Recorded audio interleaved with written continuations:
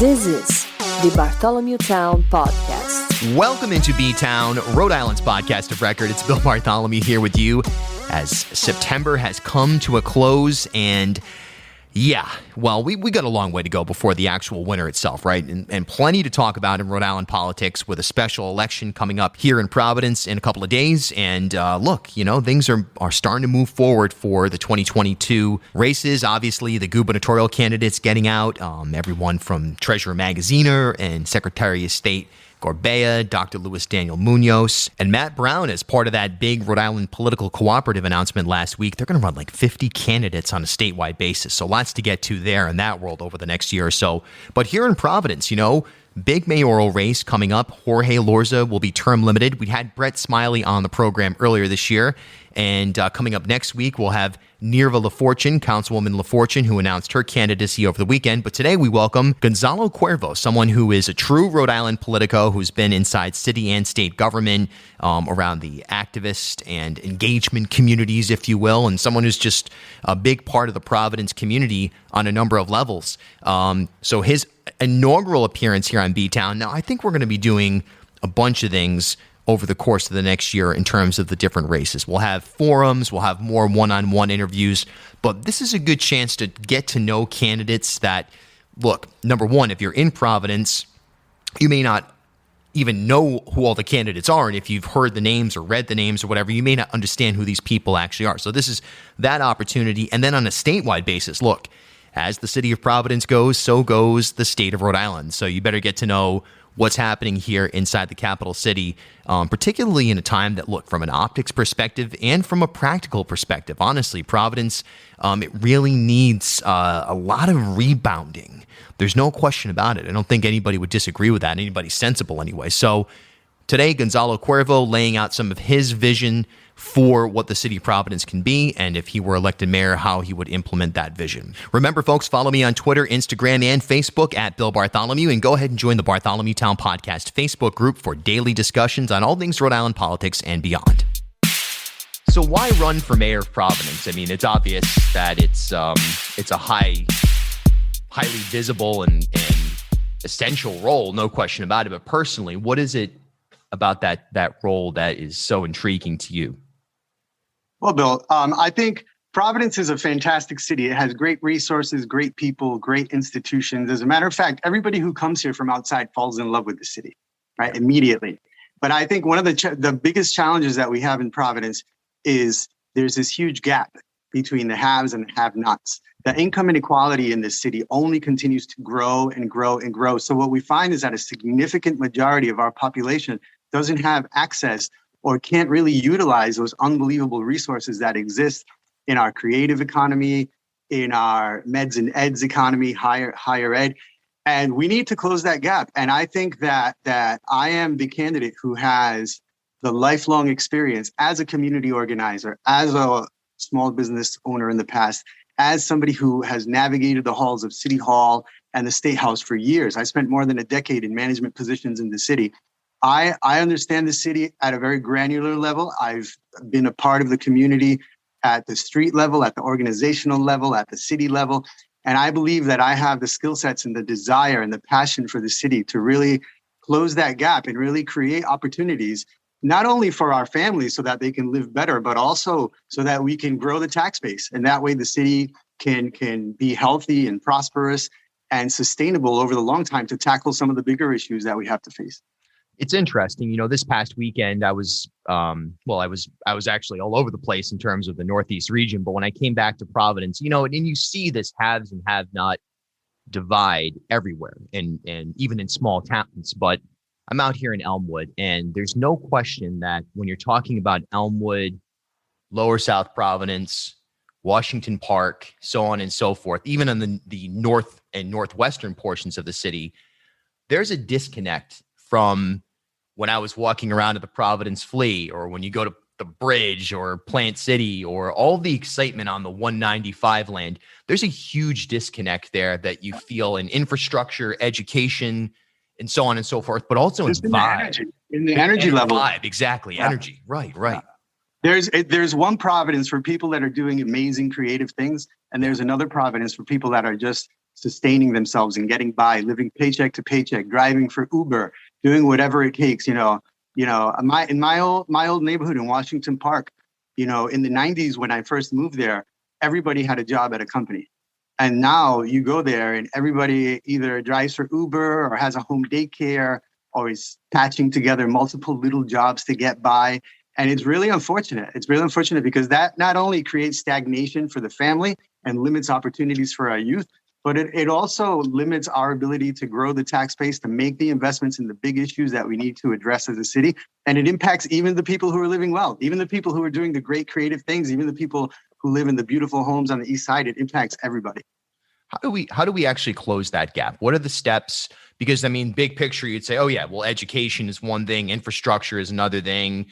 There's policing elements to it. There's all kinds of parks, recs, intangibles as well that go into it. But like on a specific basis, how can, with an 8-year plan, the terms of a mayor, what can be done to really close that gap right there? So I think one of the first things we really need to focus on is economic development at the neighborhood level. And I think we've talked a good game about that for years, but we don't really put our money where our mouth is, because what you find is when you pull back the curtain and you realize that we talk about how we want to support small businesses and everything, but when a small business goes to a bank and they can't get a loan, and then they go to the city to the revolving fund, and the city says, well, you can't get a loan either because you don't have your financials in order, you don't have this in order, you don't have that in order. And so we limit that creativity. And so what we end up finding is people leaving. Our youth leaves to find jobs, to create businesses elsewhere. And the reality is, with the new economy as it is, mobility is, people can start a business or work from just about anywhere. So we're not competing with Cranston and Pawtucket, we're competing with the world. And I think what we need to do is say, we need to be intentional about investing in our small businesses, particularly minority enterprise. We have the city's more than 45% Latino. When you add up Latinos, African Americans, Southeast Asians, and other minorities, we're 2/3 of the city. And there's so much talent and so much potential in there. Yet, when you go to our neighborhood districts, most of these businesses are run by people of color, but most of these businesses exist on a subsistence model. They get by because they have their 15 relatives working there. They maybe expand because they found some guy to give them a random loan on the street at some ridiculous interest rate. They aren't really being supported. And I think, imagine what we could do if we were intentional about investing in these small businesses, which would turn around and create more jobs, to hire more local people. If we actually held people accountable every time we gave out a TSA, every time we entered into a deal to bring a large employer here, and they sign, these agreements where they're going to hire X number of Providence folks and they're going to invest in our housing fund. And many times we are terrible at enforcing those measures. And I think if we look at that economic development aspect, that has an impact on everything. Obviously, we need to improve our schools. Obviously, we need to address public safety at a global level, understanding what being safe means to people, but I believe that economic development is a critical piece, because if we're not creating a pipeline for jobs and small business development in our city, we're just hemorrhaging talent. We're having kids leave continuously. My son, when he graduated from URI, most of his classmates from Providence ended up getting jobs elsewhere. They moved to Atlanta, they moved to New York, they moved to, some of them moved to Boston. And we keep hemorrhaging talent. And then you listen to the business class and they're like, oh, we can't find talent. Well, because all the talent is leaving, because there's not like a synergy between the talent that is emerging from the city and the folks that are in search of talent. Couldn't agree more. And you touch on something that's so relevant right now, which is this notion of work from anywhere. And I think it's going to change. And if you pay attention as to New York real estate prices or Boston, it's kind of popping back up. Things are kind of resetting. And I think that in a year or two, people are going to have to be in the office, but whatever. But still, there's a big demand for what I kind of call the satellite cities, Newport, Providence, to a certain extent, New Haven, and so on and so forth. And people who may have been in Boston or New York are flocking here. And yes, that creates a displacement situation in terms of housing, and it expands the divide if there are not measures put in place to address the housing crisis, and also to make sure that there's not a barrier between those new ideas and new opportunities and the community that's been here for generations. How do we address the housing crisis? And then how does that translate into sparking energy in the city for both the new arrivals and the community that has been here for decades? Well, I think that housing is probably one of the most critical issues facing our city because, we talk a lot about low income housing, but really we have a housing crisis at the mid-level, what some people refer to as workforce housing. The prices in Providence are going through the roof because people from Boston and Connecticut and other parts continue to invest here and move here because it's so affordable compared to where they are. And if you think about it, if you live in a suburb of Boston, it takes you an hour to get to downtown. And if you live in Providence, it might take you an hour and 20 minutes, an hour and 30 minutes to get to downtown with traffic in the morning. But the reality is if you can buy a property for 40% less in Providence versus, a suburb that geographically seems to be near Boston, but because of traffic patterns takes almost as long to get there. Well, people are buying here. And I think one of the things we need to do is we need to be more creative about the way we address housing in Providence. I think we need to increase density. I think we need to look at a lot of our zoning laws and we need to say, how can we build more density into the city? This city, we assume that this city is completely built out. It's not. We have many empty lots. We have many obsolete housing stock units that need to be rebuilt. If you look at downtown, something like a third of the surface area of downtown is surface parking lots. There's a reason why a century ago there were 250,000 people living in Providence. Providence has the ability to grow. And if we think about that, housing is absolutely an economic development issue because if you're cost burdened in your housing, and we know currently that 50% of people who live in Providence are renters, and more than half of those are cost burdened, which means they're paying an outrageous amount of their income into living. And, the more money that people have to invest in other things other than rent or a mortgage payment, the more they stimulate the economy and the more we can grow because, when people spend money, they pay taxes and the city has the opportunity to capture that and take care of some of the issues that we've been slacking on for a while. Support for B-Town comes from our listeners who visit patreon.com/BartholomewTown or click the support link wherever you're listening right now. Another major issue here is, and it's actually multifaceted because there's the reality and there's the perception, both of which are critical, and that is crime and in turn, the police department. Speaking to the police department, Chief Clements recently noted that he believes, and an assessment indicates we need 448 police officers for Providence to be effectively enforcing crime or enforcing laws and preventing crime and integrating into the community. At the same time, there are advocates who are in the streets calling for the complete abolishment of the police. So there's this dichotomy of expand and contrast, if you will, that's happening in terms of just the conversation. But then there's also this notion of, somehow Providence, if you go there, somebody's going to jump out underneath a pedestrian bridge and, mug you or whatever that somebody in the southern part of the state has. So how do we sort of ameliorate all of this at once? And what's the middle ground here? Because there has to be something in terms of a compromise, I would assume. Well, Chief Clement, when he made his assertion about needing the higher number of police officers, he also acknowledged in that presentation to the city council that having more police officers would help the police address a lot of the quality of life issues and would actually impact the perception of a crime reduction more than the actual reduction in crime. So there's the issue of perception versus reality. And we're not going to change the reality that we live in the year 2021, where we're flooded with news and we're flooded with information that didn't happen. In the 80s, in 1991, there were more than 40 murders in the city of Providence. And the 90s and the 80s were a very violent time in the city. And people were, for the most part, oblivious. Unless you were watching the 6 o'clock news, you had no idea that this stuff was happening. Now we're constantly flooded by this, and it's really impacted perception and has hurt us at many different levels. Now, I think that we have to look at what safety means for different people. And safety doesn't just mean flooding the streets with more police officers. Because if we look at suburban communities, particularly, wealthy suburban communities, you go to East Greenwich, you go to Lincoln, there's 2 or 3 cops on duty at any given moment. Yeah. And you wonder, why are there only 2 or 3 cops on duty? And usually they're just handing out tickets for the most part for speeders and people, because those communities are full of people whose needs are met. They have no incentive to commit crime. As a matter of fact, committing a crime would be a disincentive. It would complicate their lives. And so we need to say, okay, look, the police plays a critical role. It's a difficult job. Our police needs to be supported. We also need to hold bad actors accountable, which is something that we've been terrible at for a very long time. And that builds community confidence. But we also need to understand that addressing crime and addressing the perception of crime is more than just flooding the street with police officers, because there are many issues at play. And Providence is not the only city that has seen a spike in crime.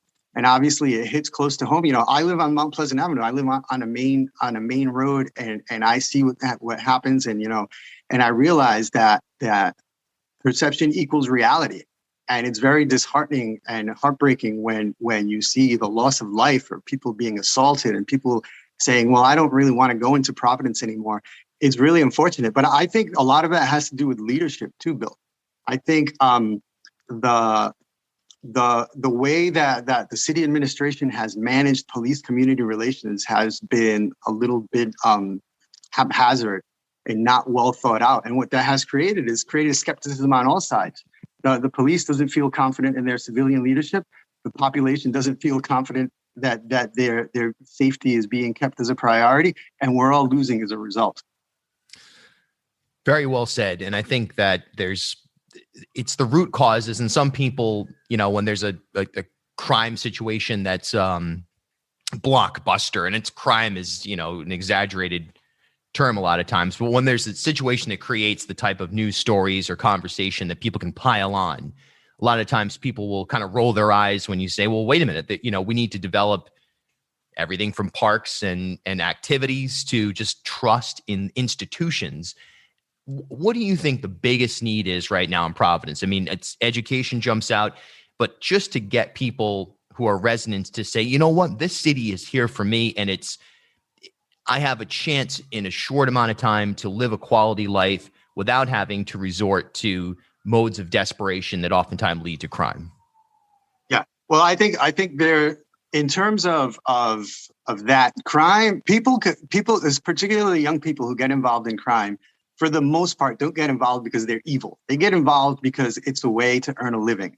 It's the way to make money when they can't find any other path. It's hard. It's hard to, for a lot of our kids to find jobs, when they're teenagers. And so the opportunity to make some quick money on the corner becomes appealing, and that becomes a slippery slope, which leads to an increase in the aggressiveness of the crime that they're involved in. So I think we need to create opportunities, pathways for our youth to be able to have summer jobs, to have after school jobs, to have programs where they have mentorship opportunities, where they have leadership development opportunities, where we can create a pipeline for our youth. One of the things that you see is we complain so much about how terrible our schools are. Yet every year we graduate hundreds of kids from our schools that go on to college, and then we lose them. Like, we lose track of them. We lose them after college. They go on, and many of them move away because they don't find opportunities here. I think we can create a pipeline of success so that we can bring together our business leaders, we can bring together our school community and our parents and say, here's a consistent pipeline of paid internships that are related to your career path that will not only create income for you now, but will create the experiential learning for you to be able to take a job in that sector when you graduate from college or when you graduate from trade school, if you want to be an electrician or a plumber or a carpenter, which are fantastic careers as well. And I think we need to be intentional and creative about that. And I think what ends up happening is that we just get lost in talking points. Yeah. And that, we've become a nation of technocrats that have beautiful talking points and can pull the trigger on nothing. Wow, that's a great bite right there. Because it's so sad but true. All right, last question. You have experience, as you said at the top of the episode, in City Hall. You have experience in the State House as a Deputy Secretary of State. You have experience as a community leader. Do you believe that is the number one thing that qualifies you, your experience, to be the next mayor of Providence over the other really two primary candidates that are in the race right now, in terms of your ability to connect to both the institutions of government business, policy and procedures, but then also the average everyday person that lives across the city from Washington Park all the way up to the Pawtucket North Providence border? I've been doing that for nearly 30 years, Bill. I started as a community organizer when I was 19. I'm 47 years old. I've been involved in Providence organizations and community groups and local level politics my entire life, continuously since I was 19 years old, and helping organizations grow, helping organizations build capacity, also helping small businesses. And I think that I have a unique perspective as a result of that, because not only have I been a ground level organizer, not only have I served on a number of boards and continue to serve on a number of Providence-based organizational boards that range in a diverse areas of work, but I was in City Hall. During the Taveras administration, we were able to do some really great work in tackling some of the pension issues and tackling a lot of structural issues that existed in the city to create a sustainable future for the city. And when I was Deputy Secretary of State, I helped the Secretary pass an ambitious legislative package that created greater opportunity for people to hit the polls, to go voting, to expand voting, and to really reform lobbying oversight for transparency in government. And I think this kind of very diverse package of experiences over the course of more than 2 decades is something that I would put against any other candidate at this point. Rhode Island's podcast of record, B-Town.